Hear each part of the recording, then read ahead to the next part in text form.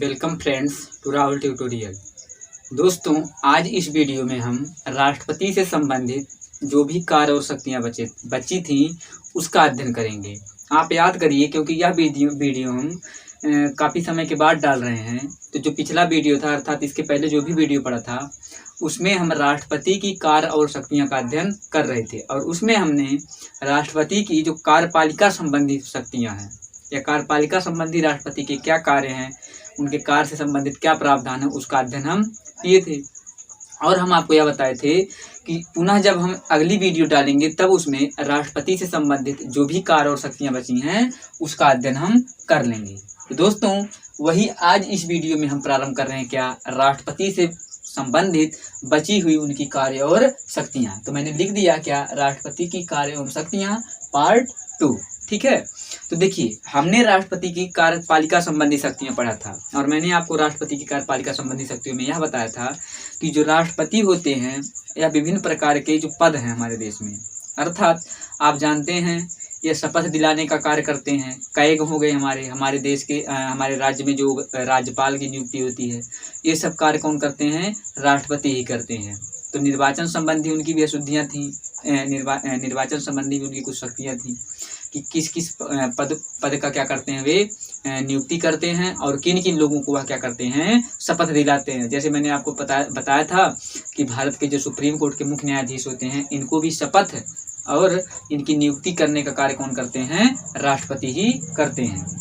तो कार्यपालिका संबंधी शक्तियां राष्ट्रपति की क्या थी, इसका अध्ययन हम कर चुके हैं। आज हम पढ़ेंगे दोस्तों क्या, राष्ट्रपति की सैन्य शक्ति। सैन्य शक्ति का मतलब क्या होता है, राष्ट्रपति की वह शक्तियां जो सेना से संबंधित हैं। आप जानते हैं हमारे देश में 3 स्तर की सेना है, थल, जल और वायुसेना, अर्थात थल सेना, जल सेना और वायुसेना।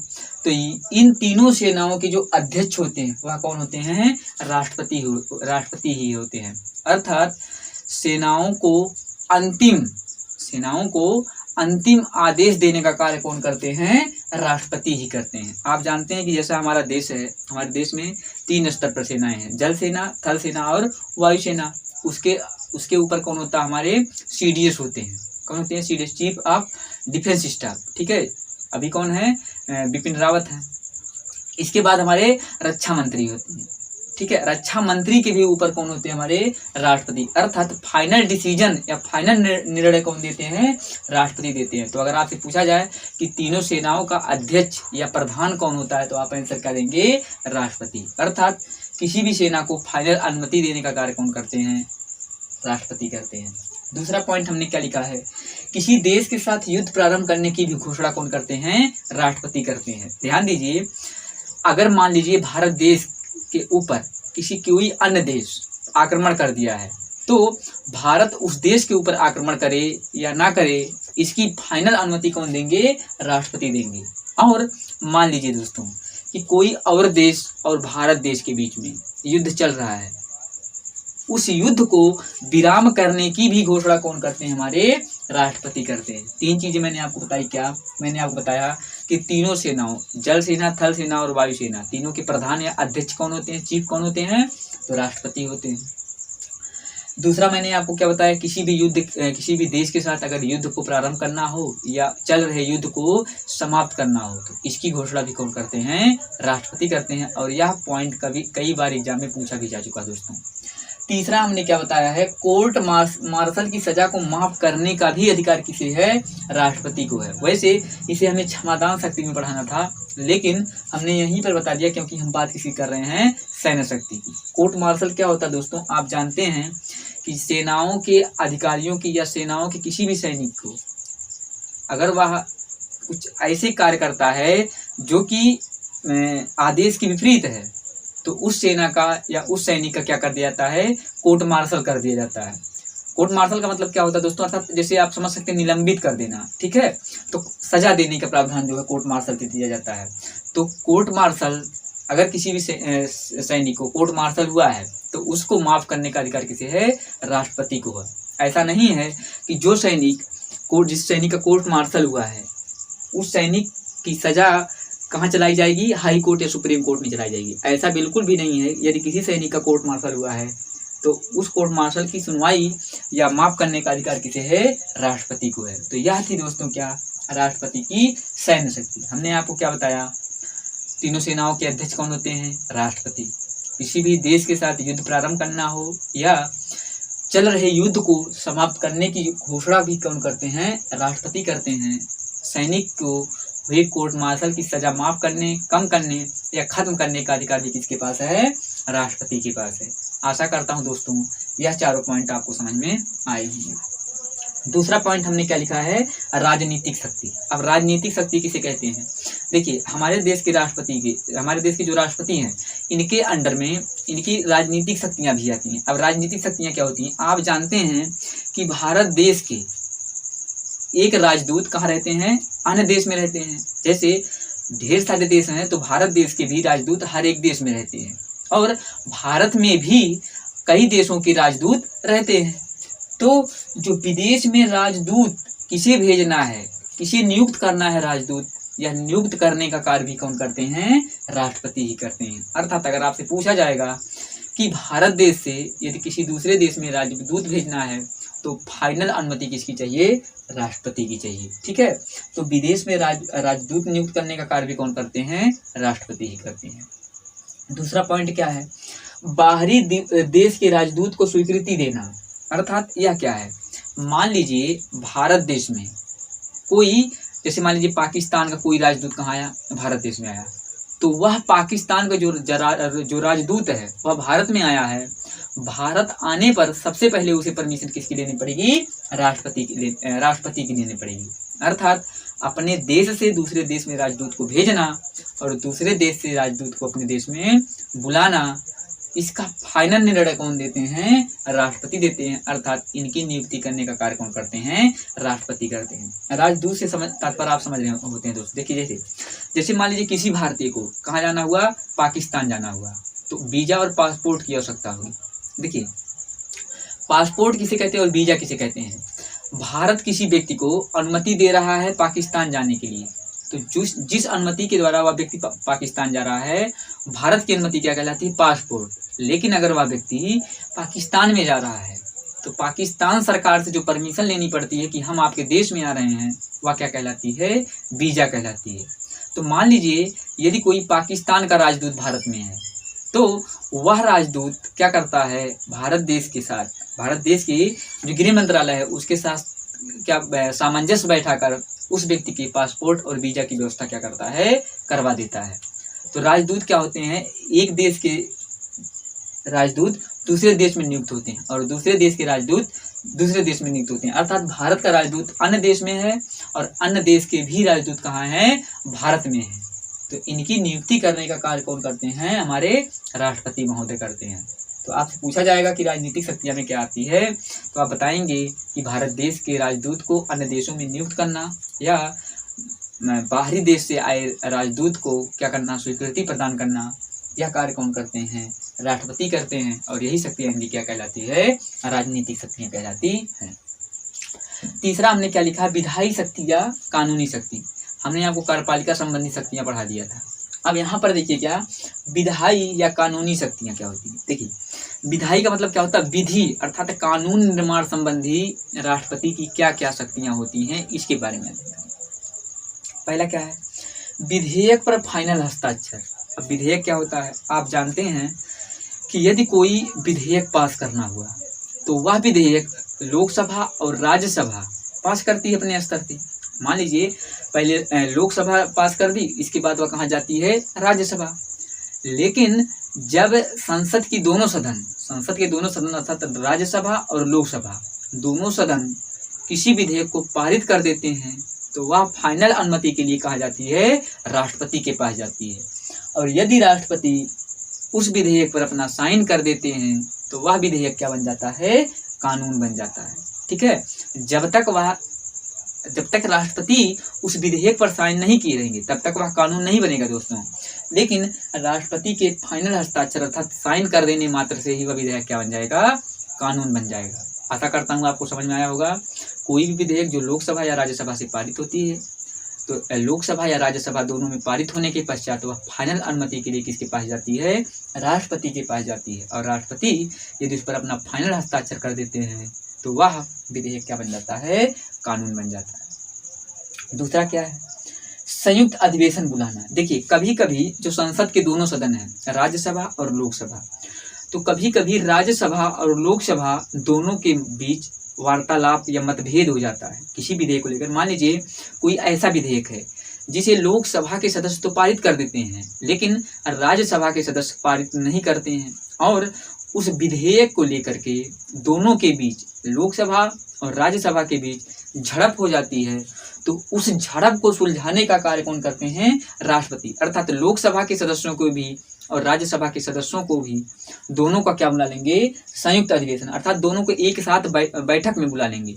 और तो कहने का तात्पर्य क्या दोस्तों, संयुक्त अधिवेशन बुलाने का कार्य कौन करते हैं, राष्ट्रपति। यही एक पॉइंट समझिए, संयुक्त अधिवेशन का मतलब क्या होता है, राज्यसभा लोकसभा दोनों के सदस्यों को एक साथ बुला लेना और उस पर विचार कर लेना जिस विचार के लिए, जिस विधेयक के लिए क्या हुआ था, बहस छिड़ा था। तो संयुक्त अधिवेशन बुलाने का कार्य कौन करते हैं, राष्ट्रपति। लेकिन संयुक्त अधिवेशन की अध्यक्षता कौन करता है, तो आप क्या कहेंगे, लोकसभा अध्यक्ष करते हैं। फिर से सुनिए, अगर आपसे कहा जाएगा संयुक्त अधिवेशन बुलाने का कार्य कौन करते हैं, राष्ट्रपति, किस अनुच्छेद के तहत, 108 के तहत। लेकिन संयुक्त अधिवेशन की जो अध्यक्षता करते हैं अर्थात बोलते हैं, उसमें अपना भाषण कौन देते हैं, तो आप क्या कौन देंगे, लोकसभा अध्यक्ष। याद हो गया होगा। तीसरा क्या है, चुनाव में SC/ST सीट घोषित कर देना। आप सुने हैं दोस्तों, कभी कभी क्या, जैसे आप प्रधानी का ही चुनाव देखे होंगे, तो कभी कभी SC सीट घोषित हो जाता है कि अब की बार केवल SC कैंडिडेट ही लड़ेंगे, या अब की बार केवल OBC कैंडिडेट ही लड़ेंगे, या आपकी मतलब सीटों का निर्धारण जो होता है। तो जब राज्य स्तर में होता है दोस्तों, तो यह घोषित करने का कार्य कौन करते हैं, राज्यपाल। लेकिन जैसे विधायकी जो चुनाव होता है या सांसदीय वाला जो चुनाव होता है, अर्थात विधानसभा का चुनाव होता है या लोकसभा का जो चुनाव होता है, इसमें चुनाव का जो सीट होता है उसको SC, ST, OBC या जनरल घोषित करने का कार्य भी कौन करते हैं, हमारे राष्ट्रपति करते हैं। और यह शक्ति उनकी विधायी शक्ति में आती है। आपको समझ में आया होगा। चौथा पॉइंट क्या है, संसद में अभिभाषण देना। देखिए संसद में कितने सदन, 2 सदन, लोकसभा और राज्यसभा। देखिए इन दोनों सदन में भाषण देने का भी कार्य कौन करते हैं, राष्ट्रपति करते हैं। तो यह जो संसद में अभिभाषण, देखिए संसद का जो प्रारंभ होता है, संसद की जो कार्रवाई का प्रारंभ होता है, वह प्रारंभ ही कब होता है, राष्ट्रपति के अभिभाषण द्वारा ही होता है। तो अगर आपसे पूछा जाएगा कि राष्ट्रपति की विधायी शक्तियां में कौन कौन सी शक्तियां हैं, तो आप बताएंगे विधेयक का फाइनल हस्ताक्षर करते हैं। समझ में आया होगा आपको।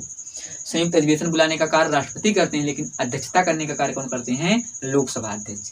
तीसरा क्या है, लोकसभा सीट या विधानसभा सीट को SC या ST घोषित करने का कार्य भी कौन करते हैं, राष्ट्रपति करते हैं। तीसरा और चौथा मैंने क्या बताया, संसद में अभिभाषण देने का कार्य भी कौन करते हैं, राष्ट्रपति करते हैं। पांचवा लिखा मैंने क्या, संसद में 14 सदस्यों का भी मनोनयन कौन करते हैं, राष्ट्रपति। और यह इनकी एक विशेष पावर आ जाती है कि संसद में आप जानते हैं लोकसभा और राज्यसभा आते हैं। आपको बताया भी मैं हूँ कि लोकसभा में राष्ट्रपति 2 सदस्यों का मनोनयन करते हैं जो एंग्लो इंडियन होते हैं, और राज्यसभा में 12 सदस्यों का मनोनयन करते हैं, अर्थात जो क्या होते हैं, किसी विशेष क्षेत्र में अपनी उपलब्धियां रखते हैं, किसी विशेष क्षेत्र में उपलब्धि हासिल की रहते हैं, तो उनका मनोनयन अर्थात 12 सदस्यों का मनोनयन कहाँ करते हैं, राज्यसभा में करते हैं।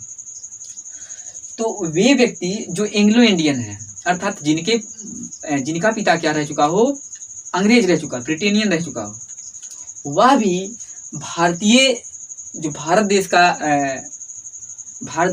पर जो सरकार चलाई जा रही है उसमें वह भी हिस्सा ले सकें, इसलिए उनका प्रतिनिधित्व बना रहे, इसलिए संसद में 14 सदस्यों का मनोनयन कौन कर देते हैं, राष्ट्रपति अपनी इच्छा अनुसार कर देते हैं। तो यह दोस्तों 5 पॉइंट क्या थी, राष्ट्रपति की विधायी या कानून संबंधी शक्तियां थी। चौथा हमने क्या लिखा है, केंद्रीय विश्वविद्यालय का कुलाधिपति भी कौन होते हैं, राष्ट्रपति। देखिए आपसे पूछा क्या जाएगा, अगर पूछा जाएगा कि जो सेंट्रल यूनिवर्सिटी होती है अर्थात केंद्र सरकार की जो विश्वविद्यालय होती हैं उसका कुलाधिपति कौन होता है, तो वह राष्ट्रपति होते हैं। लेकिन अगर वही यूनिवर्सिटी स्टेट की होगी अर्थात राज्य विश्वविद्यालय होगा तो उसके कुलपति होते हैं और वह कौन होते हैं, राज्यपाल होते हैं। फिर से सुनिए दोस्तों, जो केंद्रीय विश्वविद्यालय होते हैं उसके कुलाधिपति कौन होते हैं, राष्ट्रपति। लेकिन अगर यूनिवर्सिटी क्या है, स्टेट है अर्थात स्टेट यूनिवर्सिटी है तो उसमें कुलाधिपति ना होकर के बल्कि कौन होते हैं, कुलपति होते हैं और वह कुलपति कौन होते हैं, राज्यपाल होते हैं। तो कुलाधिपति कौन होते हैं, राष्ट्रपति, जबकि कुलपति कौन होते हैं, तो आप क्या बताएंगे, कुलपति कौन होते हैं दोस्तों, राज्यपाल। देखिए राज्यपाल और राष्ट्रपति लगभग एक जैसे हैं, इसमें थोड़ा बहुत डिफरेंस है और वह डिफरेंस आपको जल्दी समझ में आ जाएगा जब मैं आपको क्या पढ़ाऊंगा, राज्यपाल। तो अगर आपसे पूछा जाएगा कि जो केंद्रीय विश्वविद्यालय होते हैं उसके कुलाधिपति कौन होते हैं तो आप आंसर क्या देंगे, राष्ट्रपति।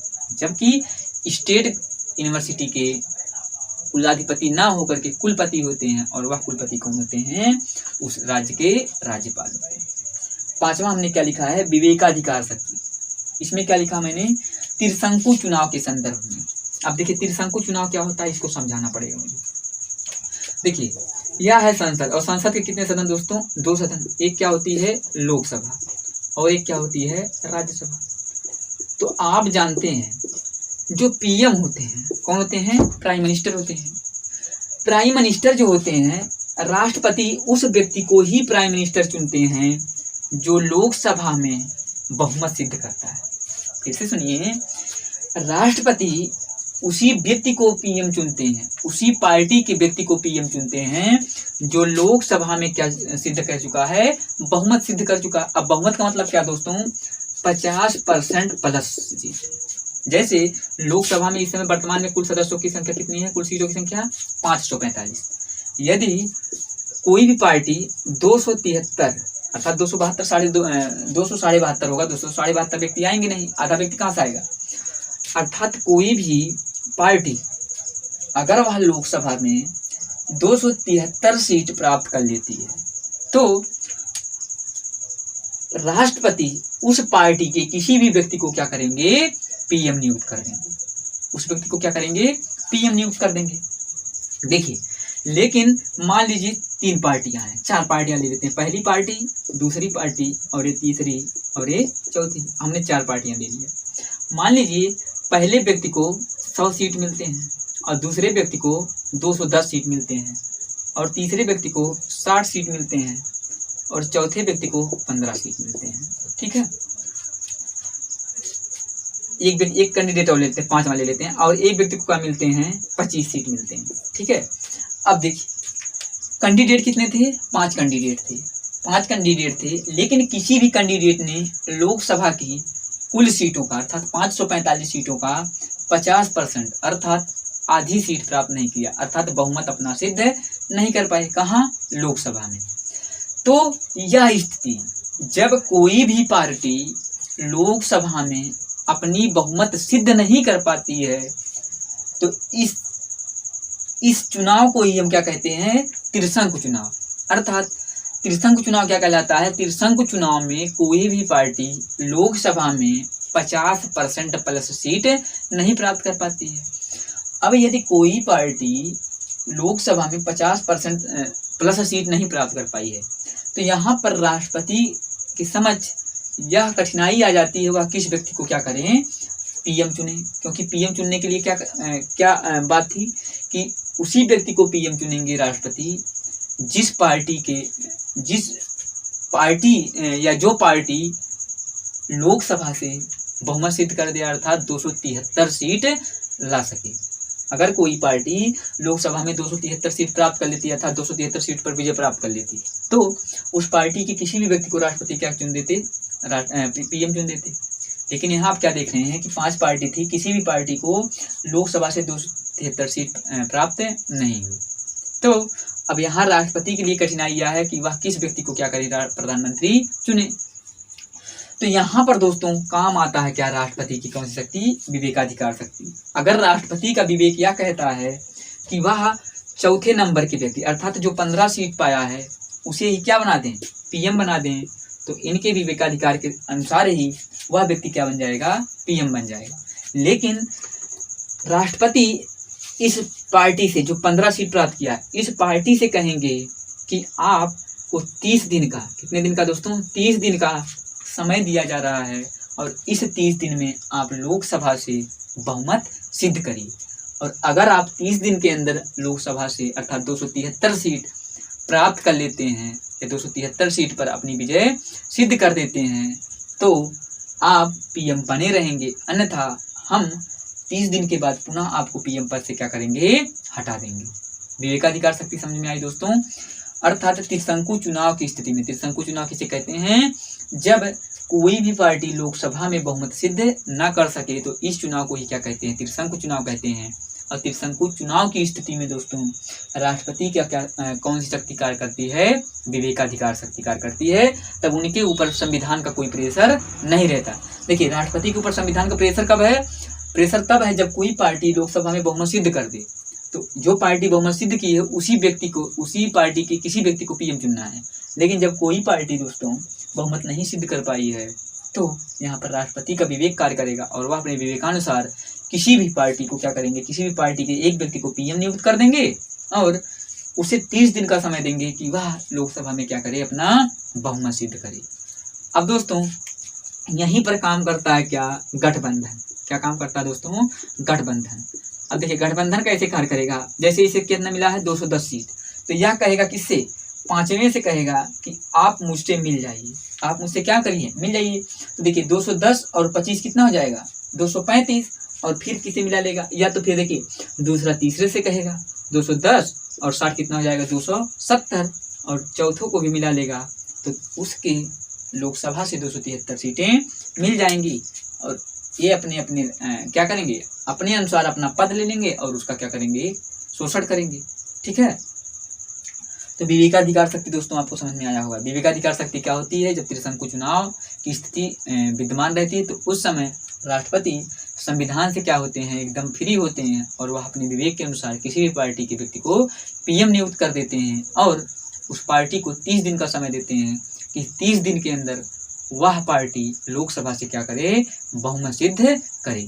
दोस्तों राष्ट्रपति से संबंधित अभी और सारी शक्तियां हैं, जैसे उनकी क्या बहुत सारी शक्तियां, विशिष्ट शक्तियां हैं, ठीक है, आपातकालीन शक्तियां हैं। उसका अध्ययन दोस्तों हम नेक्स्ट वीडियो में करेंगे। धन्यवाद।